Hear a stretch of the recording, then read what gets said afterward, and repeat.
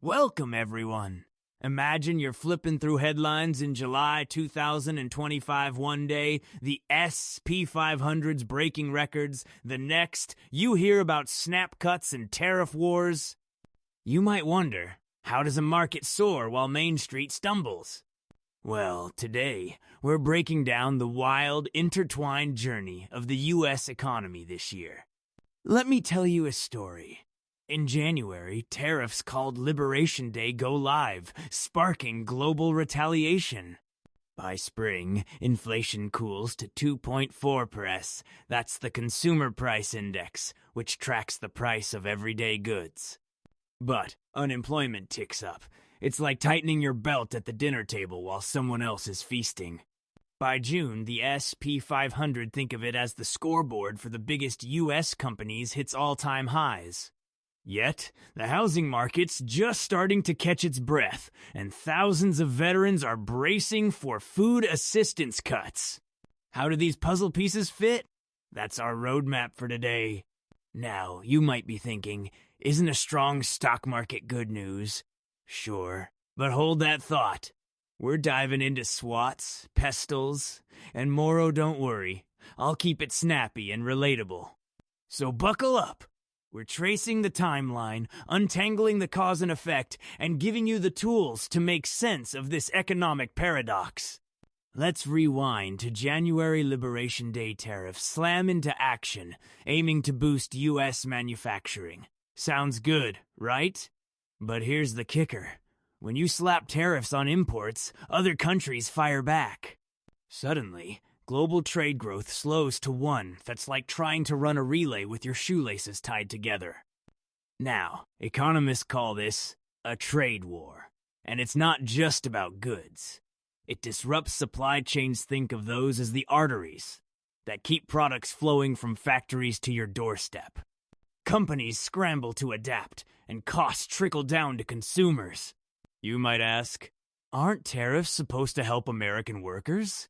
In theory, yes, but when retaliation hits, exporters get squeezed and some jobs vanish. So, the intended boost sometimes backfires. Here's my take. Tariffs are a blunt instrument in a complex economy. It's like trying to fix a Swiss watch with a sledgehammer. Bottom line, the tariff domino knocks over more than just trade numbers. It shakes confidence and sets off a chain reaction we'll keep unpacking. Picture this. Wall Street's popping champagne as the SP 500 rockets to new highs in June, even while Main Street's feeling the pinch. How does that work? Welcome to the stock market paradox, folks. At the heart of this are two powerhouse technology and energy sectors. Tech stocks ride the wave of AI innovation, while energy companies cash in on robust demand. These sectors act like jet engines, pulling the index skyward. But here's the conflict. While investors celebrate, most Americans aren't feeling richer. Why? Because stock gains mainly benefit upper-income households, those with hefty portfolios. The wealth gap widens, even as the economy looks strong on paper. Now, you might be thinking, so, should I be investing? Well, remember, markets can be irrationally exuberant. When reality catches up, corrections happen fast. Moral of the story. Don't let the SP's fireworks distract from the underlying volatility and inequality brewing beneath the surface. Let's talk inflation. By March, the Consumer Price Index drops to 2.4%. That's a win, right? Lower inflation means your paycheck stretches further, at least in theory. But here's the twist. As prices stabilize, unemployment creeps up. Economists call this the Phillips curve, the trade-off between inflation and joblessness. It's like squeezing one side of a balloon and watching the other side bulge. The Federal Reserve, or the Fed, faces a classic dilemma. Cut interest rates to boost jobs or hold tight to keep inflation down? Each move has ripple effects. Lower rates risk higher prices again, while holding rates can stall hiring. Now you might ask, can we have both low inflation and low unemployment? In an ideal world, sure. But reality? Not so simple. So, as inflation cools, recession risk climbs to 30%. The tension between stability and growth is front and center in every Fed meeting. Let's break out the SWOT strengths, weaknesses, opportunities, threats for today's U.S. economy. Think of it as an economic health check. Strengths? The tech and energy sectors are roaring, driving those SP highs. Plus, with inflation cooling, there's hope for everyday affordability. The housing market's stabilizing too, with more rental listings and prices leveling off. But here's the conflict. Weaknesses are lurking. Unemployment's creeping up, and the risk of recession stands at a daunting 30%. Tariff retaliation is shrinking global trade growth's forecast at just 1%, which is basically economic molasses. Opportunities? There's a chance to reinvest in domestic manufacturing, expand affordable housing, and use technology for resilience. Sounds promising, right? But the threats are real. Global trade wars, stagflation, a nasty mix of stagnant growth and rising prices and eroding consumer confidence. So it's a classic setup. Strong pillars, but cracks in the foundation. The challenge? Shoring up weaknesses before the structure wobbles. Let's get tactical with a most analysis mission. Objectives, strategy, tactics. The mission? Keep the economy stable, curb inflation, and dodge a recession. Sounds like juggling flaming swords, right? Objectives are clear. Keep CPI under 3%, reduce unemployment, and steady consumer spending. That's the scoreboard policymakers are watching. So, how do they get there? The strategy. Targeted stimulus and careful rate adjustments. The Fed's threading a needle nudge rates just enough to cool inflation, but not so much that jobs vanish. Tactics include expanding job training programs, tweaking interest rates, and critically delaying more entitlement cuts until the numbers improve.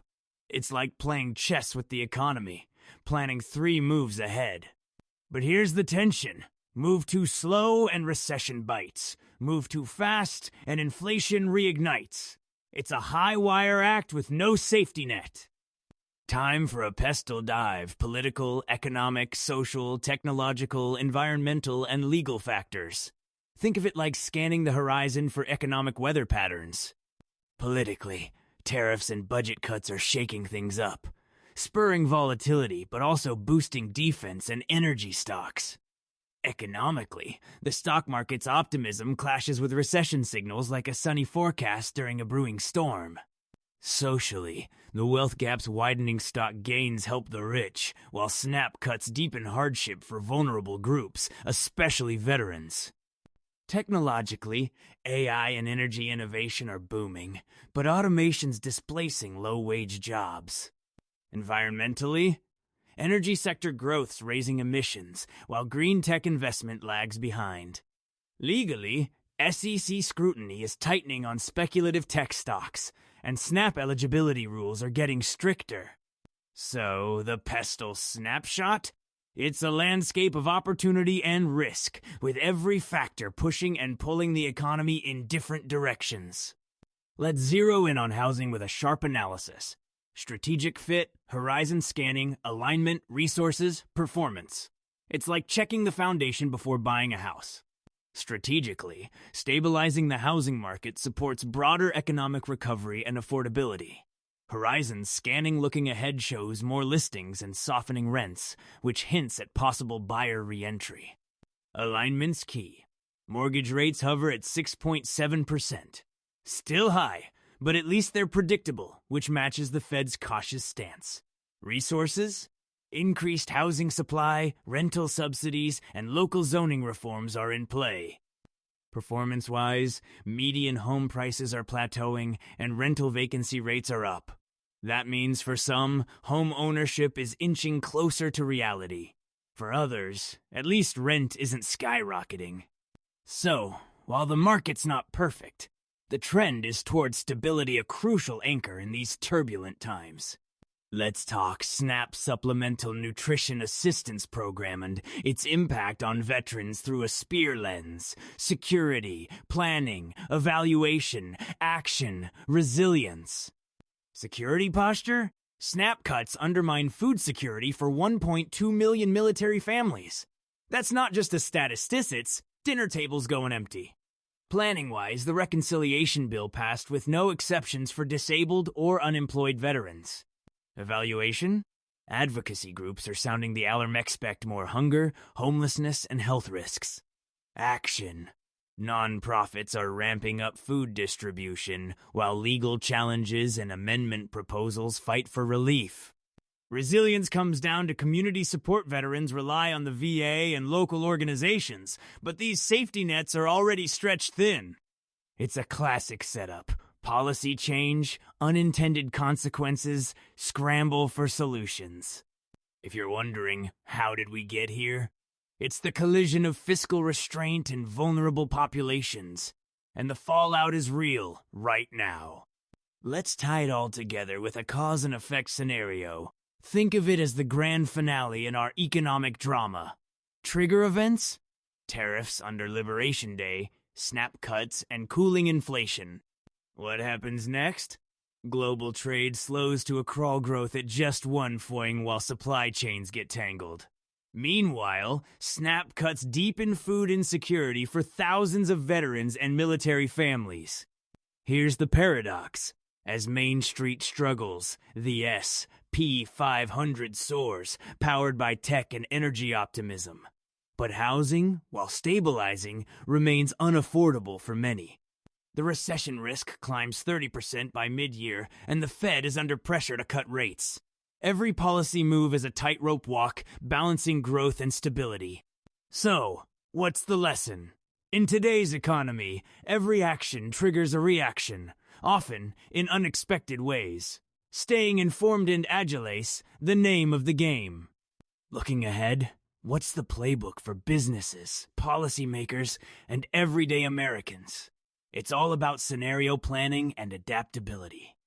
If you're running a business, now's the time to stress test supply chains and invest in upskilling, think automation and AI as both threat and opportunity. For families, budgeting and keeping an eye on housing trends could make a big difference. Policymakers face a balancing act: how to spur growth without fueling inflation, and how to shore up safety nets without breaking the bank. It's a game of chess where every piece matters. You might be thinking, can we predict the next twist? Not exactly, but we can track the signals, ask tough questions, and demand smarter, more compassionate policies. So stay tuned, stay sharp, and let's navigate the unpredictable together. That's the real story of America's 2025 economy.